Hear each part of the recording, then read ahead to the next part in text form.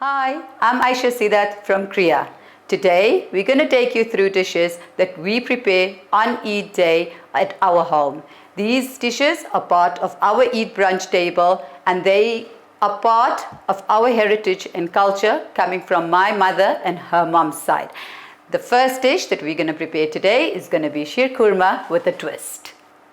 Let's go through the ingredients quickly. We've got a liter of milk here, half a cup of brown sugar or jaggery. You can easily use white sugar if you wish. We've got 100 grams of koya or mawa.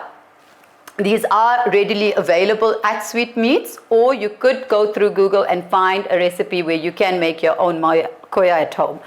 We've got some cardamom powder here. We've got saffron. We've got crushed pistachio, and we've got rose water. We've got vermicelli. We've got some dried rose petals, the edible ones that we're going to use to garnish, and we've got some ghee here. First off, we're going to put our pot on and put some milk up to boil. So what we're looking to do is we're literally going to throw all the ingredients in the pot together for the milk. And the reason why we say this is SheerKhurma with a twist is because we're going to change it up slightly. So let the milk come up to boil. So we put the pan on and I am going to add my sugar.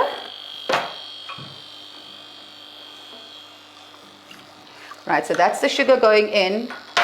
That's the cardamom going in. We're also going to add the saffron. And once the milk comes to boil, we're going to add the koya or the mawa. What the mawa does is it gives milk an extremely rich and creamy texture. So what we want to look for is we want to look for a reduced, thickened milk texture, and then it's full of all the goodness. What you could also substitute this with is a lot of times we could substitute this with fresh cream, but we're going to do the traditional authentic way. So let the milk come to a boil, and while we're waiting for the milk to come to boil, I'm going to put this pot on where I'm going to add my vermicelli. And this is where it becomes different with a twist. So we let the ghee melt while this is coming to a boil. Right. Now that the milk has come to boil, what we're going to do now is we're going to add this koya or mawa. This is about 100 grams of koya that we've got here. We're going to add this into the milk and let it thicken. So we're going to lower the heat down and we're going to allow the milk to reduce while we get started with the vermicelli. Now what we're doing with the vermicelli is we've melted the ghee and we're going to toast these vermicelli on a low heat till it picks up a really lovely golden color. Keeping in mind that we don't break the vermicelli. I want it to be whole so that I can have that crunch factor when I add the vermicelli into my glass. So we're going to spread this out and on a low heat. So this does go pretty quick, so you want to make sure to keep an eye on it. And what I'm going to do is I'm going to prepare a plate in the meantime so that I can take my vermicelli off as soon as it's done. Right.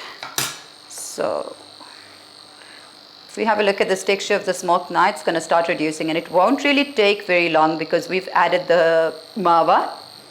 So it goes pretty fast from this step onwards. So possibly about 5 to 6 minutes.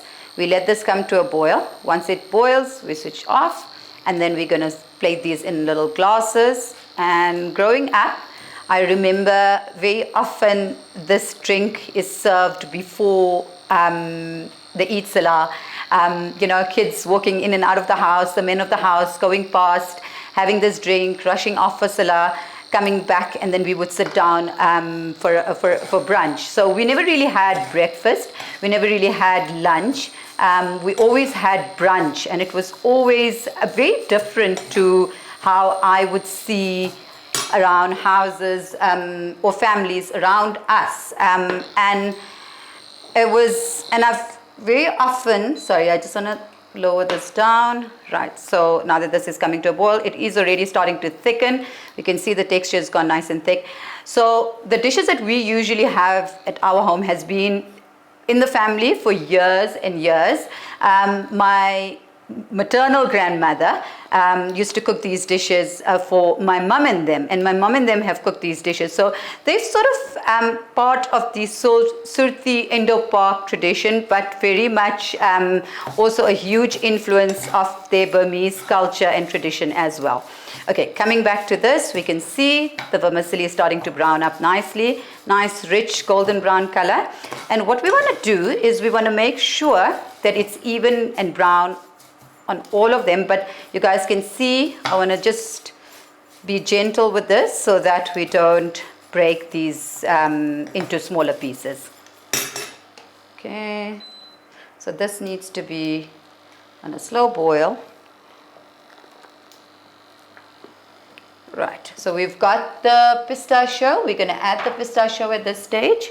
I'm going to add half of the pistachio and I'm going to leave the rest for the garnish for our toppings. The reason why I don't add rose water is because if you add rose water at this stage, then you lose the flavors of the rose water, so you want to add it at the very last. Right. So this should take no more than 4 to 5 minutes and then we'll be ready to plate. So it's a very quick and easy drink. As long as you've got all your elements ready, it takes a few minutes to put it together, and we'll see the boys coming now. They'll be leaving for Salah, and they're going to be grabbing their drink and leaving, and then when we come back, then we're going to be, and while they're gone, I'll then prepare the dishes that we would be having on the table for brunch. Okay. Good.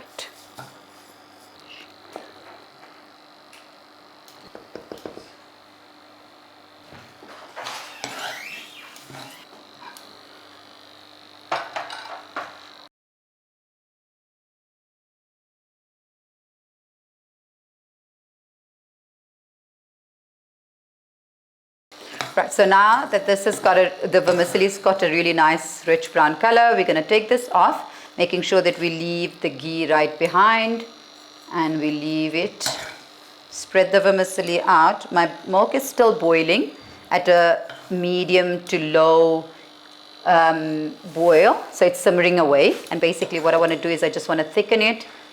Okay, so I've left all the ghee behind. So I don't really want the ghee coming there, and I've left it on kitchen towel so that it can drain off in the meantime. Let's leave this here and let's open it up so that we can get all that extra ghee off here. Okay, I'm going to move this out of the way and I am going to come back to my milk. So it's reached a really nice, lovely, thick consistency, and the reason why it does this so quickly is because of the mava that we added. What we're going to do now is we're going to add the rose water that we've got here. That's about 2 tablespoons of rose water going in here, and we're going to let it just get one small boil, and that's it done. And we are going to plate this or serve this in glasses, and I'm going to show you how we're going to serve these in glasses.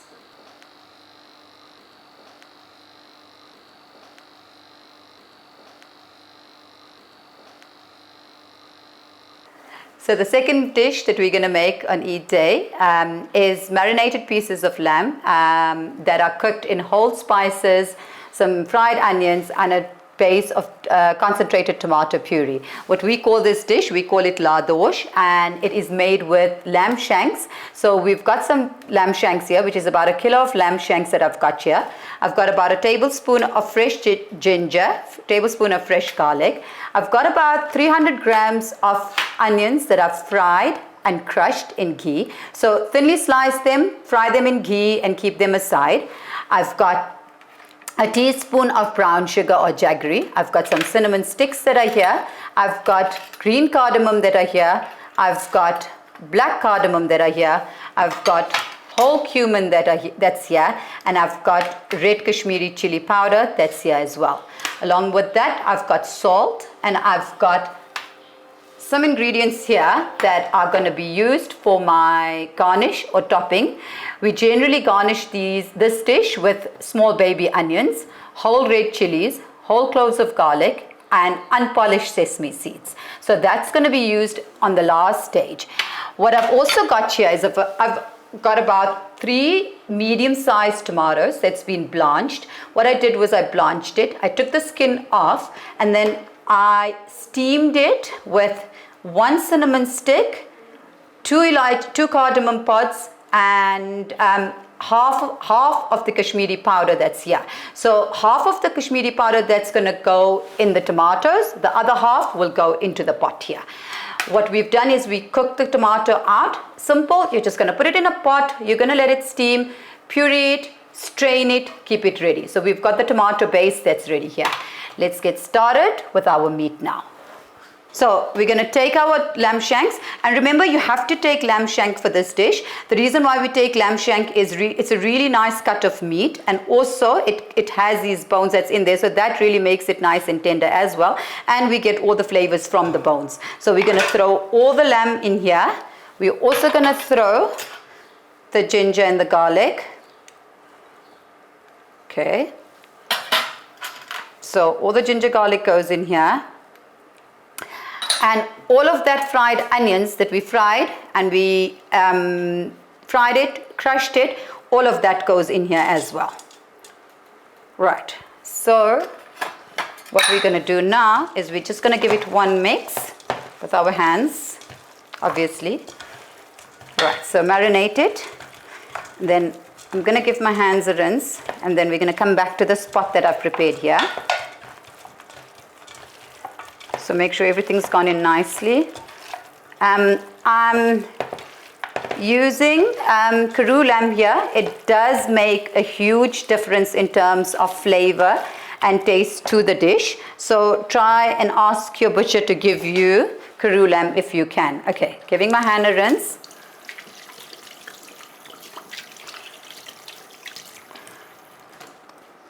What I'm going to do is I'm going to put the stove on.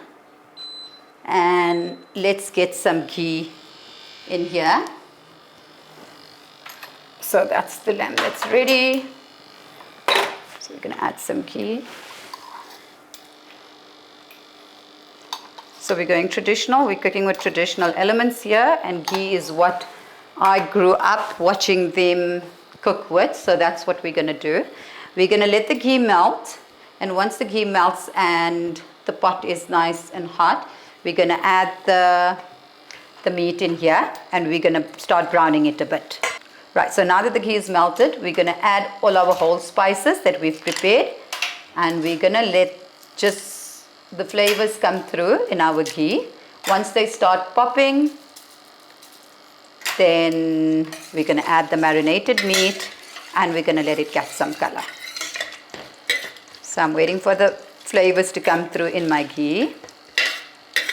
And once we hear them popping, then we can add the meat that we prepared into the pot here.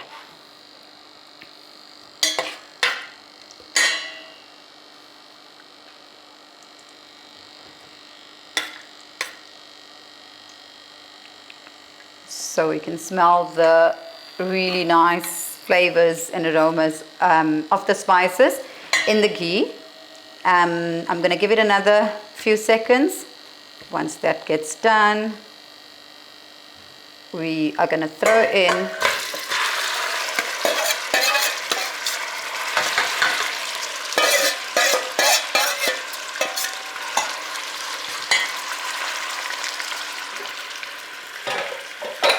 and we're going to braise this for a good few minutes till the meat has got a lovely rich color. So on medium to high heat at this stage, we're going to keep on braising this so that we can get all the flavors incorporated from the spices into our meat as well. So remember, the onions that we fried earlier has also got lots of flavor, and that's why I personally prefer not to use ready-made fried onions. You must thinly slice your onions and fry them in ghee, and then use that onion as opposed to using the pre-fried onions that come in packets. Okay.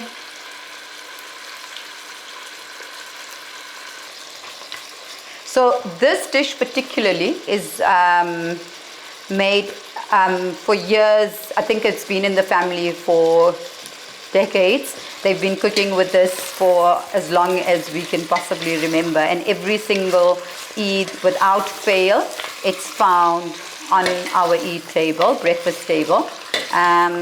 We generally served with round naans. It's really, really nice served with those naan breads. So if you can find those naan breads, then yep, they're trending quite a bit now with all the haleems that we had in Ramadan. So that's what we serve this dish with.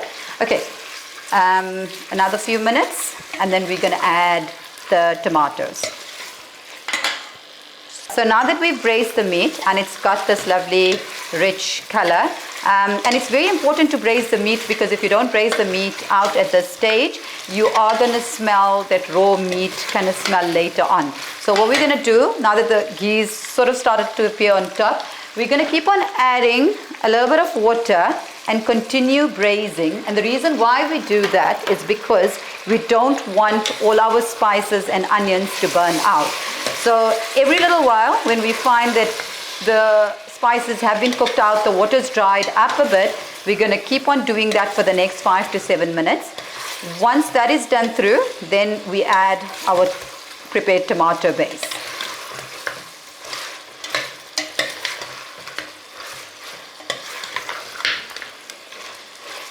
Right, so we just keep on continuing with the same process, and you don't want to add a lot of water all at the same time. You need to do this every 60 seconds, 60 to 90 seconds, making sure that you let the water dry out, let all the spices come together, and continue with the same process every 60 to 90 seconds. Your stove should be on medium to high. You're still looking to catch color and flavor into this meat. And that's why it's so important that we use meat that has got bone in it, because we want all those flavors to come through. All the flavors that are in the bone, we want them to come through into this dish here. Okay. So we can see the water's dried up. I'm going to keep continuing with the same process. So keep stirring, keep adding water, and we do this for the next few minutes. And not only do we braise the meat, we're also allowing the meat to cook at the same time as well. So the process tends to go a lot quicker, depending on the fact what kind of meat you use, especially if you're using lamb. And if it's lamb shanks, they shouldn't take very long as well.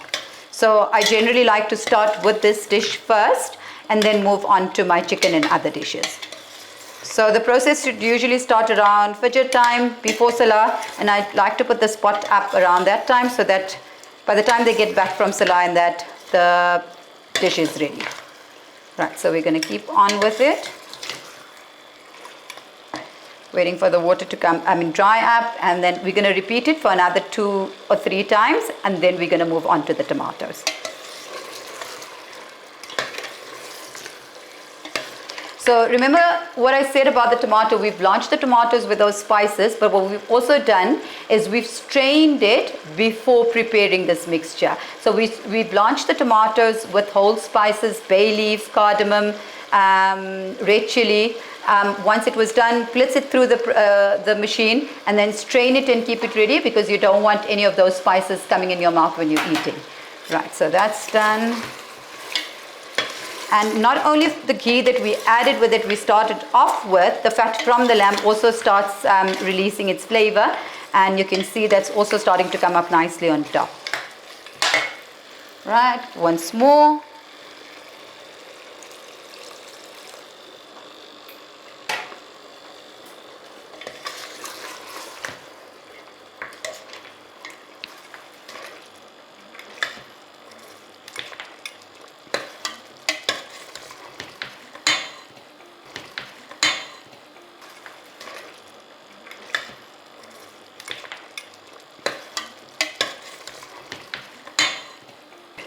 So now that the meat's browned up nicely and it's almost quarter to halfway cooked through with the process that we did with the water, we're going to add the prepared tomato puree.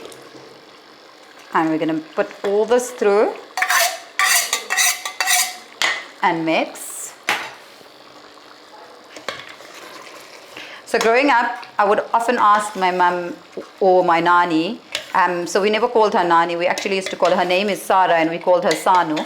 And we would always ask, why Ladosh? What does it mean? Because literally to us it means no.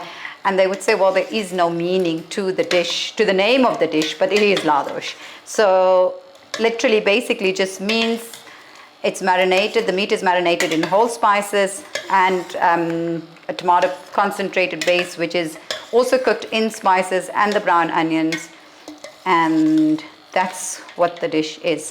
Right, so we're going to let this come to a bit of a boil. And once that happens, we have to just cook it through a few minutes. And then we're going to add our the remainder of the Kashmiri chili powder. And we're going to add the brown sugar as well that we prepared, as well as the salt.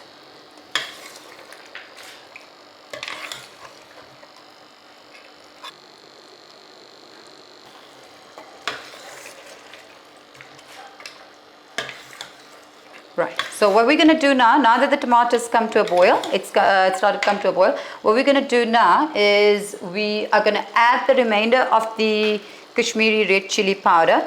And remember to add Kashmiri red chili powder and not the other one, because this has got a nice balance of heat and color in it. The end dish is a beautiful, rich red color. Very royal sort of red color, and the color literally only comes from your tomato and your chilies. So you want to make sure you get hold of Kashmiri chili red Kashmiri chili powder. Okay, we're going to give this a stir. We're going to add some brown sugar or jaggery. The reason why we do that is with the acidity of the tomato, the sugar is a must to balance the flavors out. And we give it another stir, a few minutes, add water if we need to, but we need to cook this tomato out before we put the pot up for the meat to cook through completely. So I've used smaller pieces of meat, so obviously that also makes a difference in terms of how quickly your dish cooks through and is ready. So that's why I said I prefer putting this dish up first before anything else. So that I know, and I really like my meat to fall off the bone. I don't like rubbery, chewy meat, so it really must cook through till it's really nice, soft and tender. Melt in the mouth. Right. So we're going to wait for this to come to a boil. Few minutes here. As soon as we see that it's starting to reduce a little bit more than what we want it to be, we can keep on adding the water that we've got here. And when I sort of start seeing the water content to dry up roughly about 60 to 70%, I'm going to add some water and I'm going to put the lid on, lower the heat down and let the meat cook through.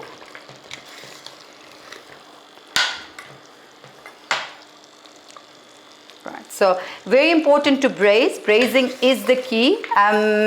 It's not simply just put it all together and let the flavors come through. That's not what works. So the braising part is very, very crucial and very important in this particular dish here. So we're going to, and we can see what's going to happen is once we put the meat up to tenderize and to cook through, the fat that's in the meat, although I'm not very fond of having very fatty meats, but obviously there are certain portions that you can't remove the fat from, so they will also start releasing their fat and it ends up being really nice and shiny. So at this stage I'm not adding much ghee. If I feel I need to add more ghee later on, then I would probably add it later on. Alright, so we can see the dish is starting to come together. The ghee is starting to appear on top. It's become really nice and shiny. We're going to add some salt. Right. Enough water for it to cook through. Let it come to a boil. The end dish has got no water content at all. It's got a very nice thick curry. So don't add too much water as well. You may go along as you find it's necessary. Right, so let's do this. Once it starts coming to a boil, I'm going to put the lid on, lower the heat down, and let it cook for about 45 minutes to an hour. You can check in between. If you find that it's starting to get dry, you're more than welcome to add more water. Right, let's move on to our second dish. Third dish.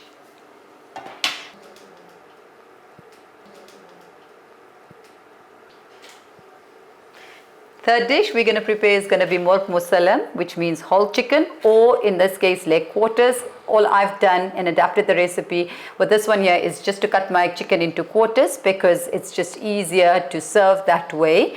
I'm using chicken quarters, leg and thighs here. You're more than welcome to use full chicken. We just personally prefer having leg and thigh at home, so that's what we've used. I've got some yogurt here, some ghee. I've got some onions that I prepared, fried onions, about 300 grams of fried onions, which was also sliced and cut into thin slices, fried in ghee, in the same ghee that I've got here. And I've obviously kept this ghee aside again so that I can use it again later. I've also got some chicken stock that's here. I've got some cardamom powder that's here. I've got brown sugar that's here. I've got freshly minced green chilies paste that's here. And then I've got some ginger garlic, fresh ginger garlic that's here. For the garnish, we've got also, in the chicken goes some garam masala, that's part of the Krea range. So we've got zafrani garam masala that's here. For our garnish and topping, which is going to go into the second part of the dish, is going to be some boiled eggs, fried potatoes, baby potatoes. We've got some raisins here, dried apricots and soft apricots. All together, they're done. And then we've also got some almonds and pistachios that I'm going to show you guys just now. So moving on, the first part of the dish, what I've done is I've marinated the chicken in some yogurt, ginger, garlic, red chilies and garam masala. So I've got about quarter cup of yogurt here, quarter to half cup of yogurt here. In there, I've added a teaspoon each of fresh ginger garlic. I've also added some red chili powder and I've added quarter teaspoon of the Krea garam masala powder. What we're going to do is we're going to give this a good mix. This has been marinating. It's best to marinate this overnight or at least minimum of a couple of hours. So we've left this to marinate for overnight. And what we're going to do now is we're going to move on to the second part of the dish, which is going to be taking the yogurt and the fried onions and the ginger garlic, and we're going to make a paste out of that. So let's leave this aside for now. The chicken's really nice and tender. We've made deep slits into the chicken, so your flavors can go in nicely, and that you don't have sauce that's sitting right on top as opposed to the flavors that's going into the chicken. Moving this one side, we're gonna just rinse my hands and then I'm gonna show you guys what we're gonna do.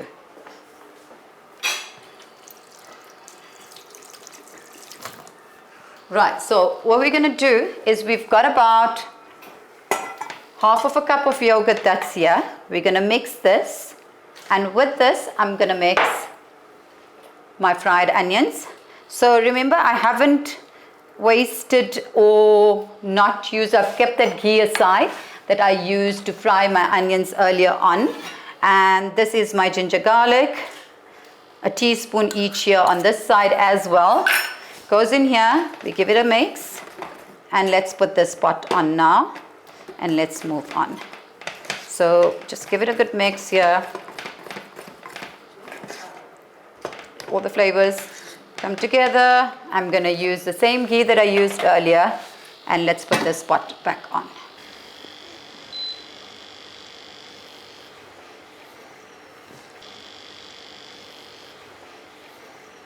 Right, so what we're going to do, we're going to take the ghee that we used earlier for our onions. We're going to place it in a pot, wait for it to get hot. And while the ghee is melting, what I'm going to do is my dried apricots, I'm going to add a bit of boiling water so it can start soaking and start getting soft. Right, so we're going to leave that in there and wait for the ghee to melt.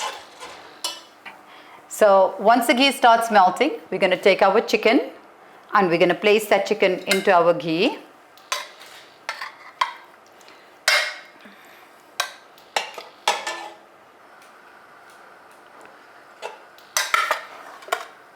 And basically not much of stirring in this dish here. So we're gonna let this heat up a bit. Put this aside.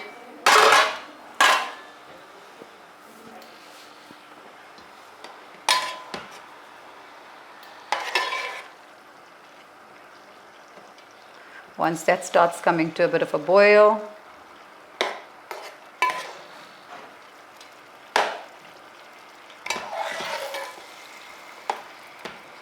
what we're going to do is we're going to add this mixture that we prepared with the onions and the yogurt and the ginger garlic, and we're going to toss this also into our chicken.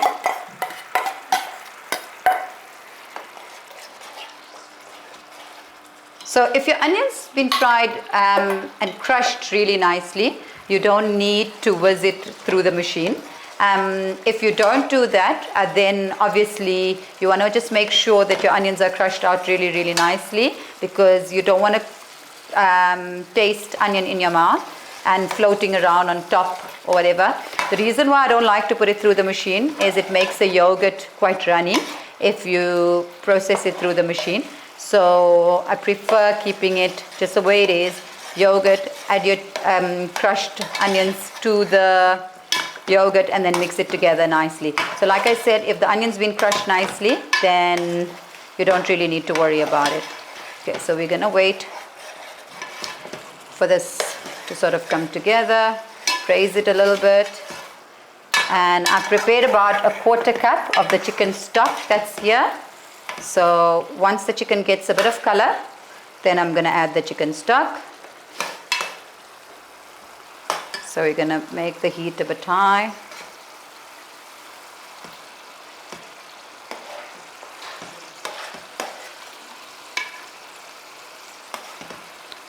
So there's basically no other elements, no tomatoes, nothing else that we would add to this dish.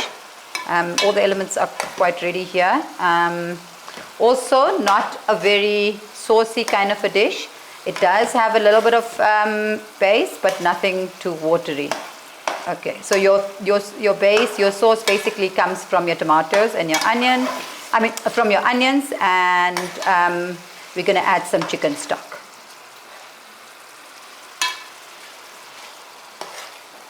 Right.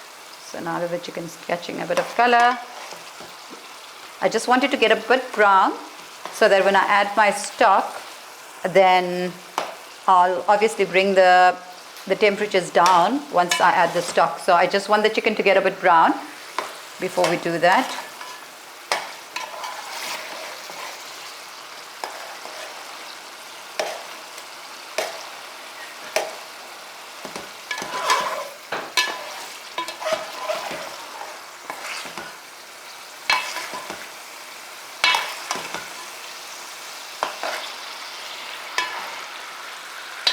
Right, now that this is got a nice color, let's add the chicken stock that we prepared. That's about 1/4 cup of chicken stock that's ready here. We've got one chicken that's here cut into quarters. So I've got about 1/4 cup of chicken stock. I'm going to add this as well. And what I'm going to do is I'm going to leave this, put the lid on, let the chicken cook through, and when it's halfway cooked through, then I'm going to add my sugar, the green chilies, and the cardamom powder.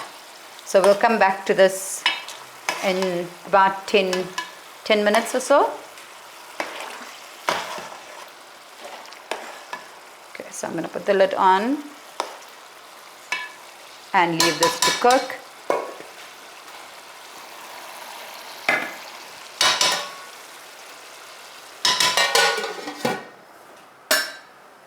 So I'm going to lower the heat, medium to soft, and let the chicken cook through. And we'll come back to this in a bit. The chicken's been cooking for about 10 minutes now. We're going to move the lid off and see what's happening here. So let's move that. You can see it's been bubbling away nicely. And what we're going to do at this stage is we're going to add our cardamom powder. we're going to add the remainder of the garam masala, which is about quarter teaspoon. We're also going to add the sugar, and we're going to add some green chilies. So that goes in.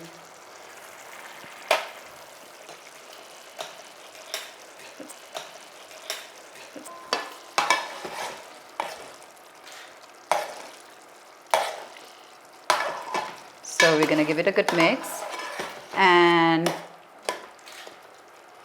I'm going to now at this stage make the temperature on the stove a bit high so we can start getting rid of the excess water that's here. And remember, the water, we didn't add any other water other than the chicken stock that we had put in, but the yogurt also does release a lot of water. So what we want to do, give it a good mix, and we're going to add the potatoes that we've fried and kept ready. So we're going to throw this in so that we can start getting those flavors into the potatoes as well. I'm going to add the eggs in a bit. I'm going to add the soaked dried apricots, so that this also takes a bit of time. So we're going to add this as well. So while the water is being reduced, this can also swell up and get done. In the next 5 minutes, we're going to add the eggs, and we're going to add the rest of the ingredients, and we should be ready and done. So let's put this up, put the lid back on, come back in 5 minutes. So while we let the chicken steam and water dry out a bit, we're going to come back to our ladosh, which is our mutton, which we started off with first. I'm going to bring it to the stove here, and we can see that the ghees have come up really nicely on top, and this is how we get to know that the dish is ready. You want the ghee to appear on top, separate from the rest of the curry, and you want this to appear on top. At this stage, we're ready to add the garnishes and to let it steam for a little bit more. Right, so with the mutton, we can have a look and we can see the ghee has appeared nicely on top. And you want to look out, that's one of the biggest signs of your curry being ready. The ghee should appear on top and leave the curry base at the behind at the bottom. We now know we're ready to start garnishing or add the last stages of the ingredients to the ladosh. So remember, I have some whole shallots that are ready here. I'm going to throw that in. So these are whole onions, baby onions. We're going to throw this in. Whole garlic cloves, we're going to throw this in as well. Right, we have whole red chilies and green chilies. I'm going to leave a few behind just to garnish my plate. And I've got whole peppercorns, they also go in here, so that also goes in. And we're going to leave it for another 2 minutes or so, and then switch the stove off, and we are pretty much done with this dish. Right, so you can see the color. We've got a rich, beautiful royal color that comes from your Kashmiri chili and your tomatoes and everything. The flavors have all been very well incorporated into the dish. Let's leave this to simmer for another minute or two. Let's move back into our chicken dish and see what's going on here. Right, what we're going to do here now. Right, so the water contents dried out nicely. And at this stage, I'm going to lower the heat completely down. I'm going to add my whole boiled eggs. And basically the kebab dish takes me a few minutes, so that doesn't take very long. We're going to throw in some raisins. And we're also going to throw in some dried apricots. And we are going to do half of the almonds that we prepared here, and that goes here. And let's leave this also to simmer for another few minutes, and then we can switch the stove off, and let's move on to the ghee kebab quickly.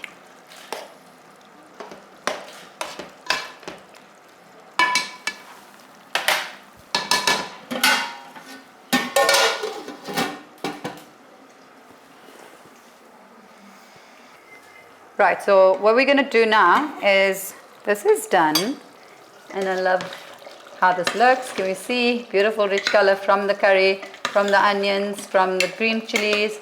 We're going to add some of that unpolished sesame seeds, and then we're going to leave some behind for garnish. This is done, it's ready. I'm going to switch the spot off, give it a good stir, and that is Ladosh. So many memories growing up with this dish. Right, let's put this aside. Let's move on to the chicken. So I'm going to move this over to the spot here, and then we're going to come back and plate all of these dishes together. Right, that's my chicken also done. Give it a stir, and that's what I want you guys to notice. The water content, there is no water content. This is 10% of curry. The apricots have gone nice and soft. The raisins have they nice and puffy and beautiful and golden. Let's give it one hand. I don't like to stir too much. My chicken ends up breaking, and that's not a nice sight. So let's mix that up. Lid back on. Put this pot aside, and we move on to our ghee kebabs. We're going to start with the fourth dish of the day, which is going to be ghee kebabs. We've got some chicken mince here, and this is just normal chicken mince. We've got some fried onions. That's ready here. This is about 50 grams of fried onions. What I've also got here is I've got about 3 medium-sized onions that's been finely chopped, and I've squeezed all the water out of here. I've also got about 2 to 3 tablespoons of poppy seeds. That's here. It's been grinded into a paste. What I've also got here is some fresh ginger and fresh garlic. I've got black pepper, cumin, and cardamom powder here. So that's all together. And then I've got almond powder. That's also here. I've got fresh green chilies. That's here. And I've got salt. So what I'm going to do is I'm going to mix everything into my mince. So all the ingredients go in there. So make sure your onions got no water at all. And you can see it's fairly dry. The water's been all squeezed out. So we're going to throw that in here. So we've added our onion. We're going to add the ground poppy seeds. That's been grounded into a paste. That goes in. My almond powder. That goes in. So that's there. We're not using any bread here. So this is gluten-free. Fresh ginger and fresh garlic, that goes in as well.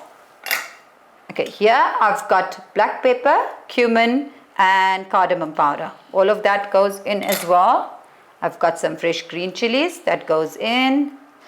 And I've got salt that I'm going to add here.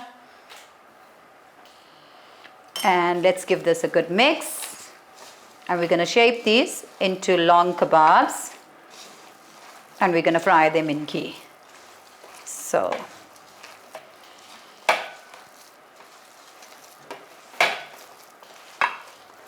I'm just going to give this a good mix nicely.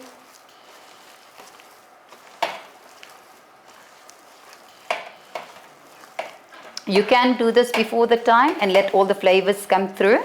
So it can be done the night before, and you can basically just shape your kebabs in the morning and just fry them simply. So obviously if you leave it longer, the flavors just incorporate nicer, and it is much nicer. All right, so that's that done there. I'm just going to give my hands a rinse and come back and show you how we're going to shape these kebabs. I think we have, no, we don't have. Right, so what we're going to do, I've mixed the mince nicely. I'm just going to take a little bit of ghee in my hand just so that it makes it easy. We're going to take this mince mix and we're going to roll this into long kebabs, palm sized, and we're just going to give slight indentions with our finger. And we're going to prepare the rest of them all that way.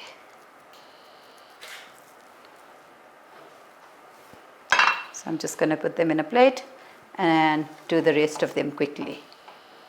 Right, so for the ghee kebabs, we've shaped them into long kebabs. All of them are ready. And what we're simply going to do is, in a pot, place some ghee, because they are ghee kebabs. So in goes the ghee, and we're going to fry them on slow heat till they get a beautiful brown golden color. Not on high heat. It's chicken. It shouldn't take long. It's chicken mince, even less of a time. So let's get that going. So we plate these, put them slowly. Let's wait for the oil to get hot a bit. And so the reason why it's also a lot easier, you guys seen I didn't add any breadcrumbs, I didn't add any eggs, I didn't add any of the other things, and it will hold its shape perfectly fine. Just work with a little bit of ghee in your hand when you're shaping these kebabs. So it goes in slowly. Let's reduce the heat a bit. Now that the pot's nice and hot, and we're going to let these cook.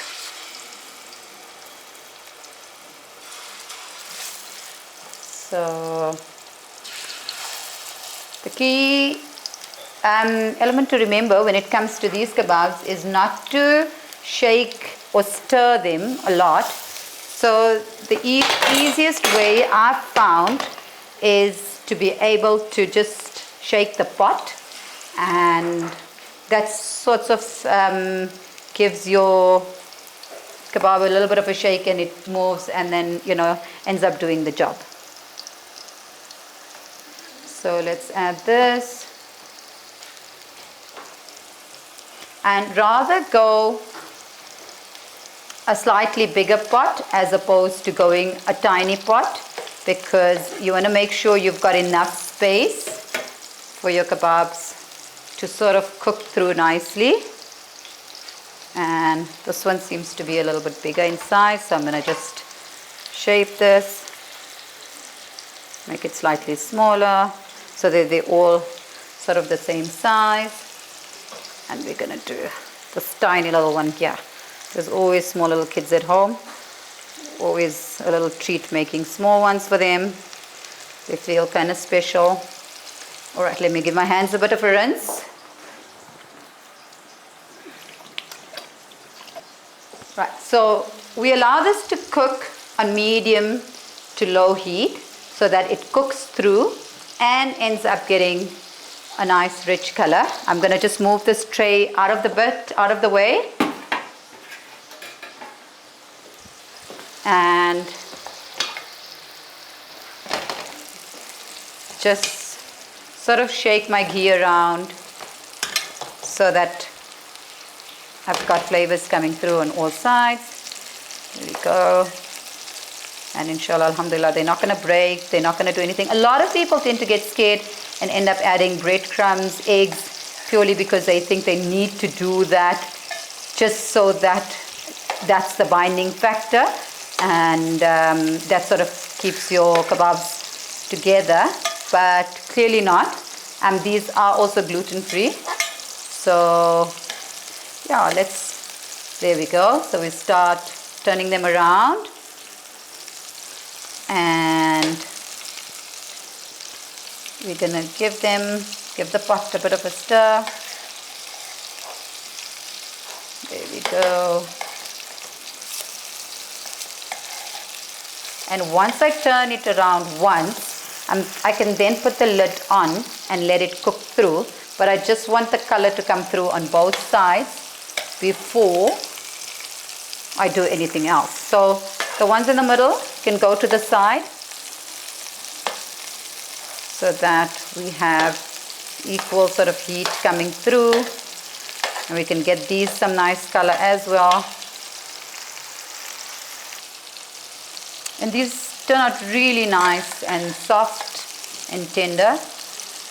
I find very often in the quest of getting your kebabs to bind, they end up being a lot harder and tougher. So And you can absolutely do this with any other kebab recipes as well. So add your cheese in, add other ingredients, shape them up simply. A lot of times I find egg in breadcrumbs or fresh bread soaked in milk goes into kebabs, and it's really not necessary. Right, what we're looking for, nice rich golden color. And now that I've turned it once and it's gotten color nicely on this side, I'm going to put the lid on and let it cook so that it can cook through. So slight change of heat, medium to low, lid on, and we let this cook for a bit. Let's open this pot up. The kebab's been going on for about 5 minutes or so. Right, let's have a look. See what's going on here. Yeah. All right, so we're going to turn it around.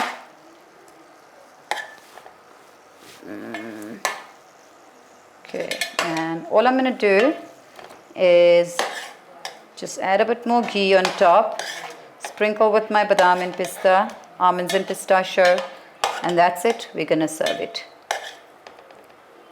So it's ready to be plated. So let's add some ghee here. And we're going to leave this. We're going to sprinkle some, we're going to leave some for the plating, and we're going to put some in here. And let's close this up a bit. Another 2 minutes and we're done. We just want this ghee to melt and we should be done. So guys, here's a beautiful spread that we prepared earlier today. I'll take you guys through before the savages get here. We've got some baklava, some gulab jamun cheesecake, we've got our SheerKhurma dessert, we've got beautiful array of sweetmeats, we've got a Turkish breakfast platter here, we've got Murgh Mussalam, we've got Ladosh, we've got Ghee kebabs, and we've got the vermicelli drink, the SheerKhurma with a twist. This is from our table to yours. Eid Mubarak.